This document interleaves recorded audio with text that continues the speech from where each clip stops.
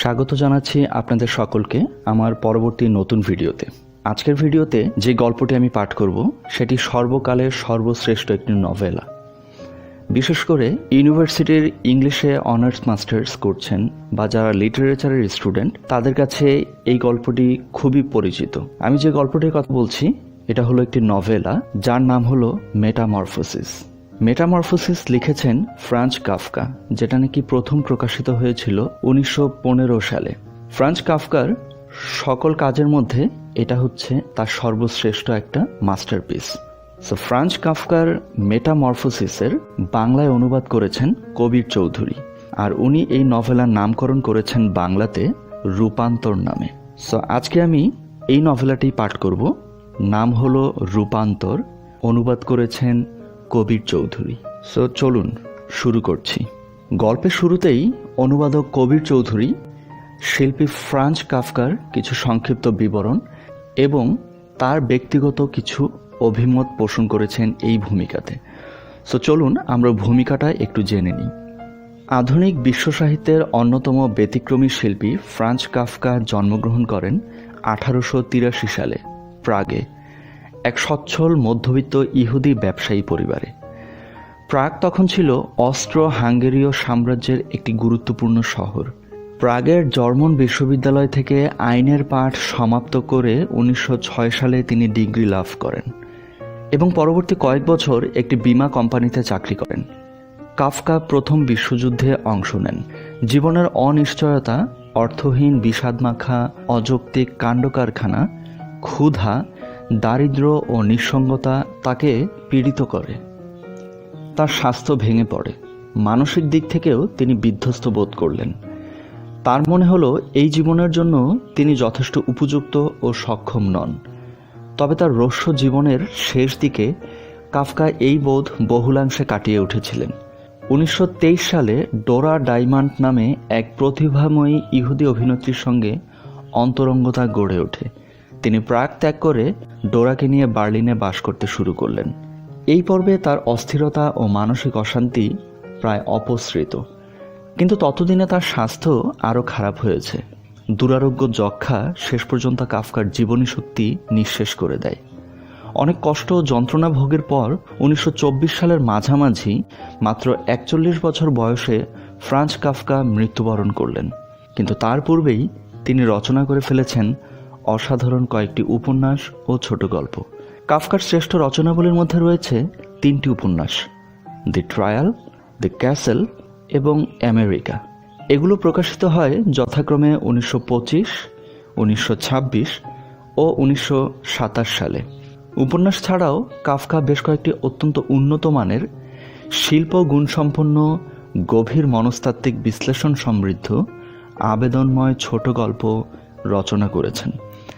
এগুলোর মধ্যে বিশেষভাবে উল্লেখযোগ্য metamorphosis, a hunger artist, an old page এবং দি হান্টার গ্র্যাকার্স। মেটামরফোসিস অথবা রূপান্তরকে অবশ্য ছোট গল্প না বলে উপন্যাসিকাও বলা চলে। বিশ্বজুড়ে সাধারণ পাঠকের মনে ফ্রাঞ্জ কাফকার নামের সঙ্গে এই রচনাটি প্রায় অবিচ্ছেদ্যভাবে সম্পৃক্ত হয়ে আছে। কেউ কেউ এর প্রারম্ভিক বাক্যটি সম্পর্কে বলেছেন যে এটা হলো আধুনিক বিশ্ব সাহিত্যের সবচাইতে চমক জাগানো অবিস্মরণীয় বাক্য। রূপান্তর যথার্থই একটা অত্যাশ্চর্য গল্প, সেই সঙ্গে সঙ্গে কাফকার প্রতিনিধিত্বমূলক রচনাও বটে। কাফকা সাহিত্যের সবগুলো প্রধান লক্ষণ এর মধ্যে বিদ্যমান।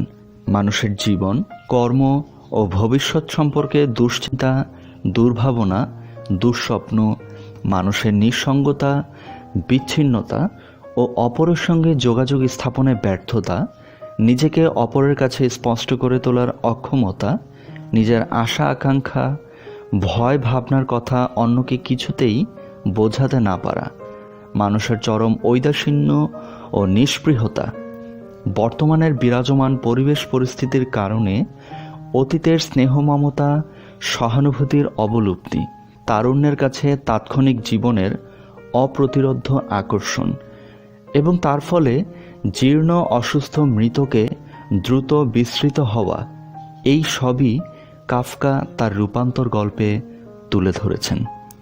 গল্পটি কাফকার অন্যান্য রচনার মতোই একাধিক স্তরে উপভোগ্য, বহুমাত্রিক ব্যঞ্জনায় হৃদ্য। এর মধ্যে ফ্যান্টাসি আছে, রূপক প্রতীক আছে, আর তার আড়ালে আছে নির্মম সত্যের উদ্ভাসন। এখানে নাটকীয়তা আছে, নিখুঁত চরিত্র চিত্রণ আছে, সর্বোপরি আছে বিশদ বাস্তববাদী বর্ণনার ঐশ্বর্য। মেটামরফোসিসের কাহিনী সংক্ষেপে এই রকম। যুবক গ্রেগর সামসা এক মধ্যবিত্ত ভ্রাম্যমান সেলসম্যান। কঠিন তার জীবন সংগ্রাম, বৃদ্ধ মা বাবা আর তরুণী ছোট বোনকে নিয়ে সে থাকে। সংসারের সব দায় দায়িত্ব তার কাঁধে। নানা দুশ্চিন্তা, দুর্ভাবনা, আনন্দহীন ক্লান্তিকর কাজের বোঝা, চাকরি ক্ষেত্রে ঊর্ধ্বতন কর্মকর্তার ঔদাসীন্য প্রভৃতিতে সে বিপর্যস্ত। তবু এর মধ্যেও তার মনে একটা গোপন গর্ববোধও আছে। সেই সংসারটা চালাচ্ছে। ছোট বোনকে সে ভালোবাসে, তাকে সঙ্গীতবিদ হবার সুযোগ করে দিতে সে দৃঢ় সংকল্প। এসব কথা অবশ্য আমরা গল্পের শুরুতেই জানতে পারি না।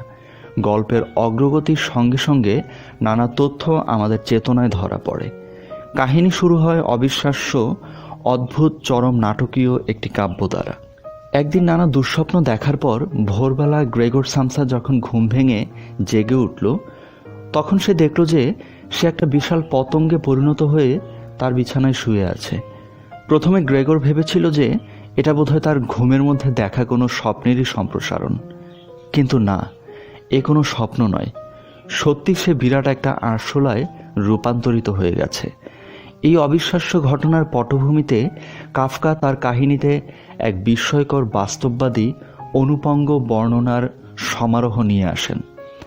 আরশোলা হয়ে যাবার পর গ্রেগর কিভাবে বিছানা থেকে উঠল, নিজের অঙ্গ প্রত্যঙ্গ নাড়াচাড়া করার কৌশল ও রীতিনীতি কিভাবে আয়ত্ত করল, কিভাবে চলাফেরা করল, কি আহার করল ও কেমন করে, এসবের এমন বিশদ বর্ণনা কাফকা দিয়েছেন যে কাহিনীটি পাঠক চিত্তে অবাস্তববাদীর পাশাপাশি একটি বাস্তববাদী মাত্রিকতাও গড়ে তোলে। এ প্রসঙ্গে কারো কারো হয়তো মনে পড়তে পারে কোলরিজের দুঃস্বপ্নের স্মৃতিতাড়িত অদ্ভুত এক কাহিনী বর্ণনা করা বৃদ্ধ নাবিকের কথা।